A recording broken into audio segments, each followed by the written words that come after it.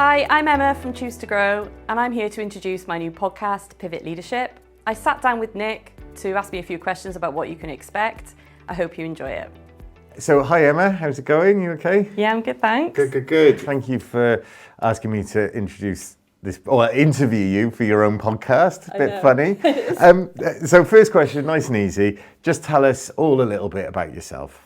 Okay, so I'm Emma Chandler. I'm the Director of Learning at Choose to Grow, and I'm a leadership coach.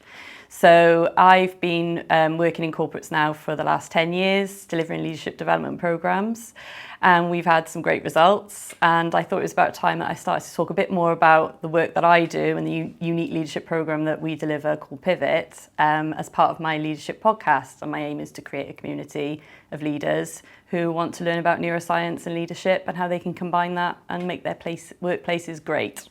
Wicked. We've known each other for a little while, so I know you know what you're talking about. And I try. It's all the brain always stuff. learning. No. It's always all the brain stuff, which is really interesting. So I think we should just take a bit of a step back. What led you into this career? Yeah, well, it was a windy road, but I think they're the best ones. Yeah. So I started off in the housing sector. And I love working with people. So my passion was people. That was always sort of the kind of authentic part of me, delivering services for people, helping people, making things better for communities and people. And it's interesting then how that kind of spirals. So as my career progressed into leadership, I then started to like leadership development and helping people with the growth in the growth space there, coaching people in my teams to develop and reach their goals, improving services. So that was sort of how I ended up in the leadership space. And then I had an amazing experience on a leadership development program myself and thought, I want to be part of that. I want to be part of that creation and helping organisations thrive and helping leaders to really meet their ambitions and goals.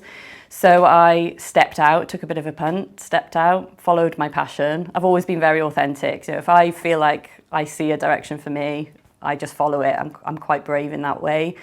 Maybe blindly brave, but I go for it, quite courageous. Set up my own company, and I haven't really looked back. And over time, it's just progressed. But the really interesting part in this for me is my education actually came from studying horse behaviour on equine sports science degree, which was another passion of mine, still is.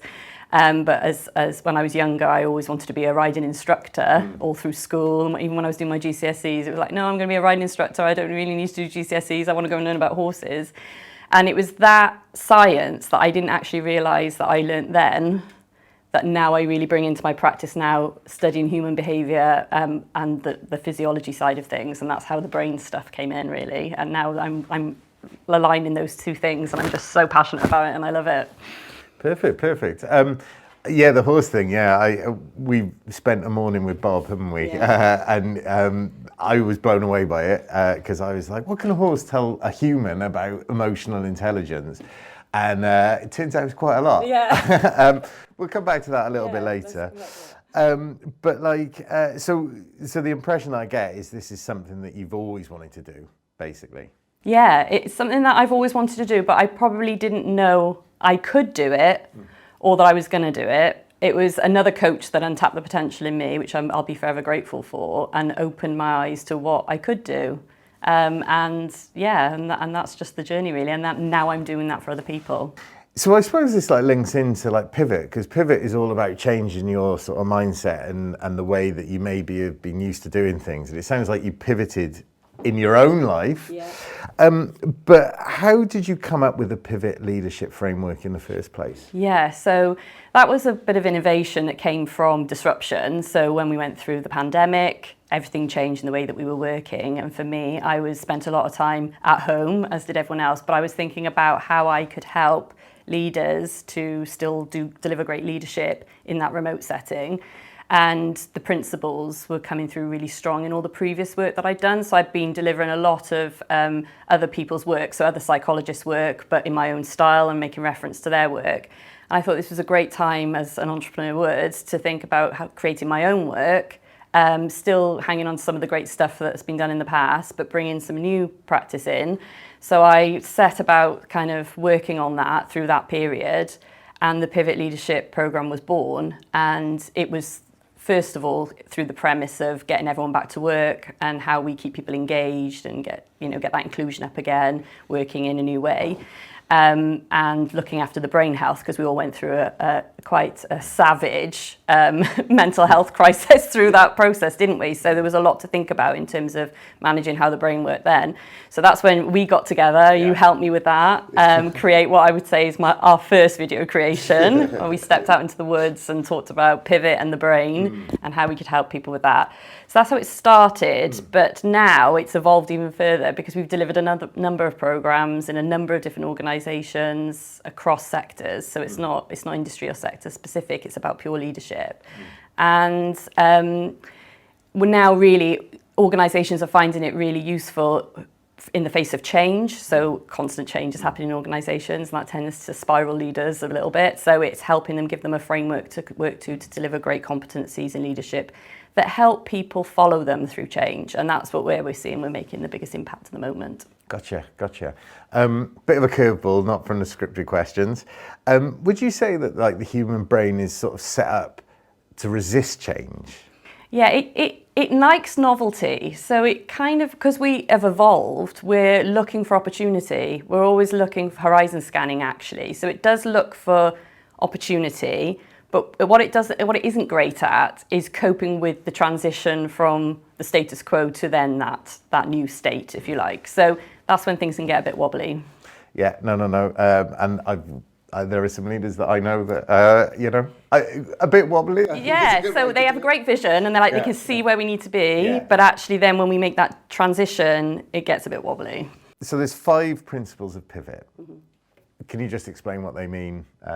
Obviously, not too many spoiler alerts, because people should sign up and get the full Emma experience. But yeah, just in a nutshell, what are the 5 principles? Yeah, so if you're thinking about leading through change, the 5 principles I would say that you need to think about to pivot well are perseverance, being able to make sure that your teams are resilient and you're resilient through change process. Driving up inclusion, so that the I is inclusion. So that's about creating communities, not cultures. So opening our kind of eyes to diversity and what that brings to innovation and how we create that sense of belonging at work.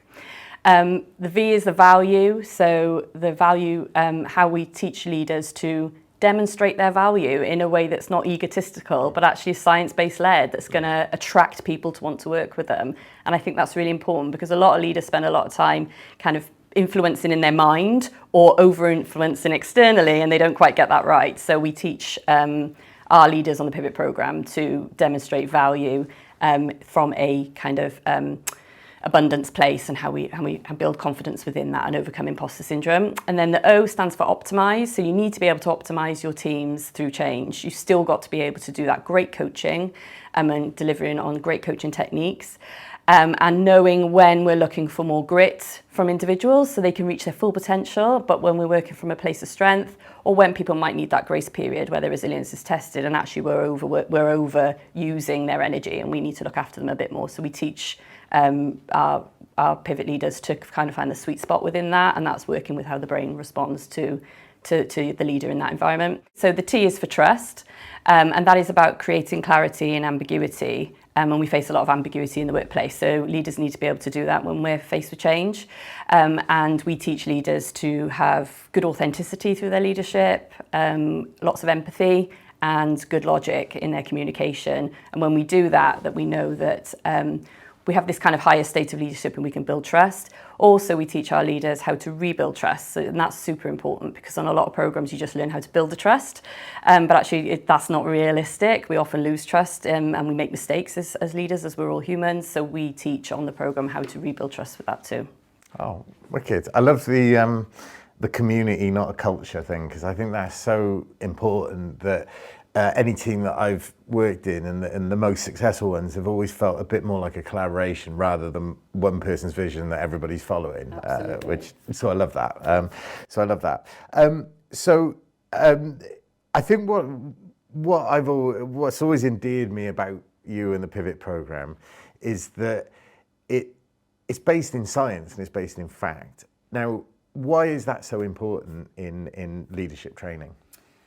I feel that there was a piece missing when I came into leadership development. We've got great philosophy, great concepts, great psychology that we can lean on. There's lots of assessment tools we could lean on. But what I was finding is that was producing leadership that was very kind of uniformed and not this authentic whole person that was coming to work.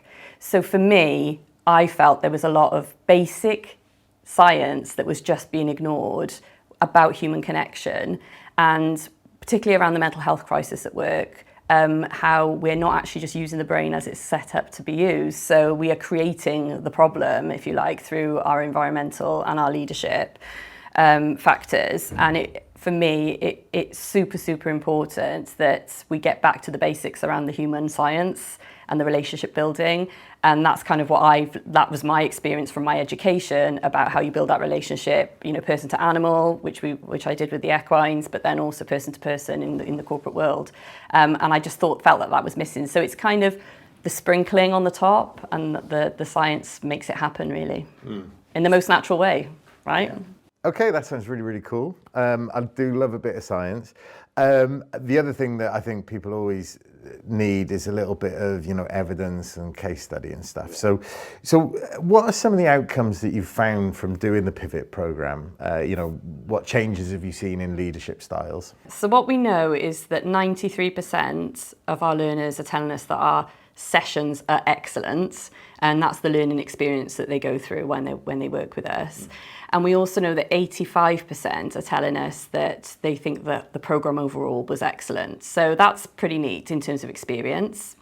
And then we know that 75% of our leaders are reporting that they feel that they are more competent in leading change. So we're starting to see some really good traction there in terms of the impact that what that can mean to organisational goals and how people are feeling at work, and how leaders are actually getting to meet the strategic goals that they need to meet in a way that is bringing their people with them. Confidence is an interesting one, and resilience. They're both states, but what we're seeing is feedback that we've seen some state shifts in that, and we've also been on award wins as a result of that. So we've had that validated that people who have been on the programme have shifted their state anything from 35% in resilience and confidence up to the 80s%. So that's pretty neat. And for me, as a legacy, if that's just enough that we've done for leaders and their teams in the workplace at the moment with the way that we're all working, I think that's pretty neat. But we've seen some other great stuff too. So it isn't just about what happens in the classroom. So I've seen some of our learners have hit the TED Talk stage as a result of being on the programme. And I wouldn't say it's only that, but because of the resilience and confidence that they've built in the classroom and the skills and then the knowledge and the wisdom, they've been able to go and take that forward and share that in a way with their own audiences and communities. And that's super impactful. And that's been brilliant to watch as part of the journey. And I would never have expected that to happen. The things that have happened, we've seen females going into male-dominated roles as a result by breaking down the bias from our inclusion and creating that community. So that's been pretty neat. And we've had lots of great impact we've got a Pivot Leadership Scorecard. So you can see the results on there on how people are shifting. Usually they're pretty good in one or two of the principles when they come on the programme, but by the end of the programme that they've managed to shoot their scores up in the other areas too, which is giving people a more all-rounded approach to leadership in their workspace, which is really cool. So I find all this really interesting, and I guess the thing that I think I enjoy working with you about most is you're a real people person, and and I've off camera obviously we've chatted about my own confidence and way that I go about stuff, and I've never been frightened to ask you for that advice. So if you're if there's a leader out there that's thinking, I can't be taught anything, or I'm a bit nervous about being taught how to look at it differently, what would you say to them about joining that Pivot program? Yeah, so that's a really good question, actually. I haven't been asked that before. So that's really cool. So we have, on the Pivot program, it's kind of pitched at a level that if you're new to leadership and you come on it, the principles are the same and you find yourself within it delivering on the skills at your level.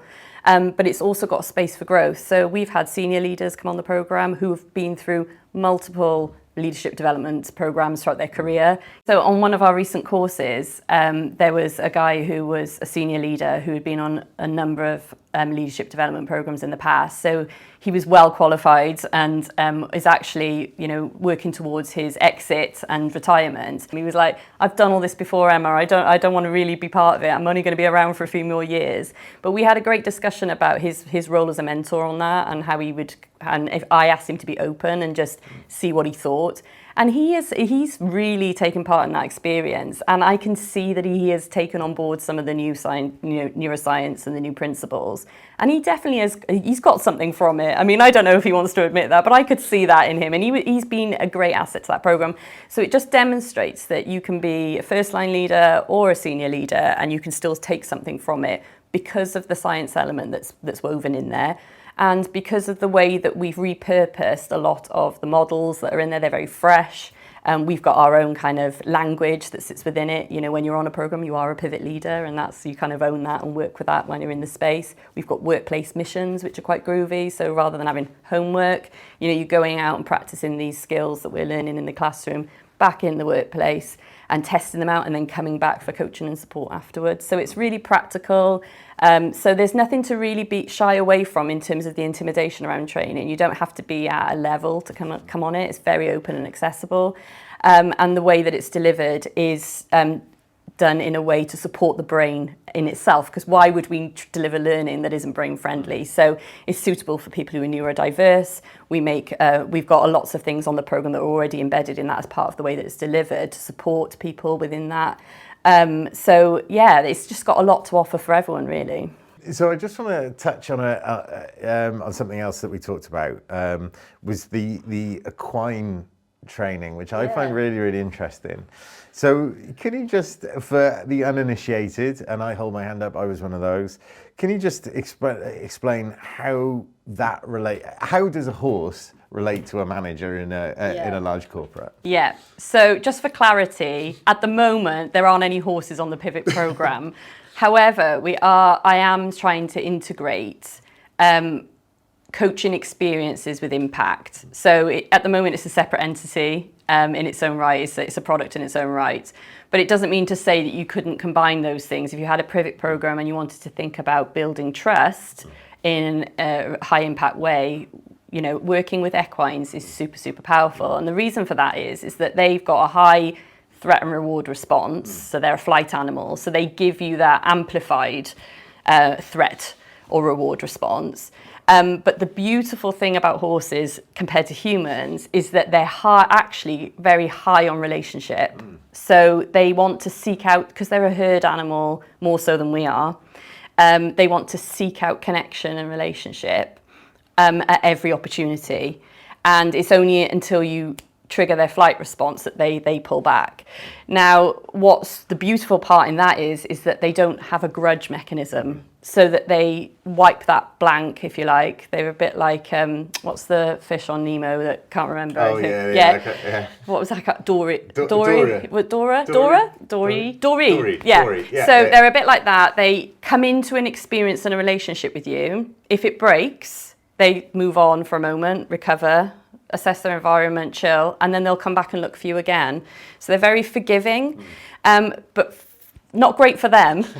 But for us in learning experience, if you wanted to test out your ability to use your emotional intelligence to build trust, or you wanted to work with the trust principles to build trust with them, or you just wanted to understand how you might be coming across with your communication style, they give you instant feedback by their movement and they're wanting to have a relationship with you. And then they forgive you quite quick if they get it wrong. So you can bring them back and have another go, which is perfect for the development, because we don't get it right, but we need to try it out, learn from the feedback, and then have another go. And that's what creates new growth for us in neural pathways and new behaviours for us. And it gives that much more impactful experience. So I'm very excited about Bob's being part of this journey. He isn't a Pivot Bob's yet, but he is definitely up for one-to-one coaching as a result. And that's how you got to meet him. Well, this is it. It's a bit of a background. You asked me to come and photograph you and Bob's together.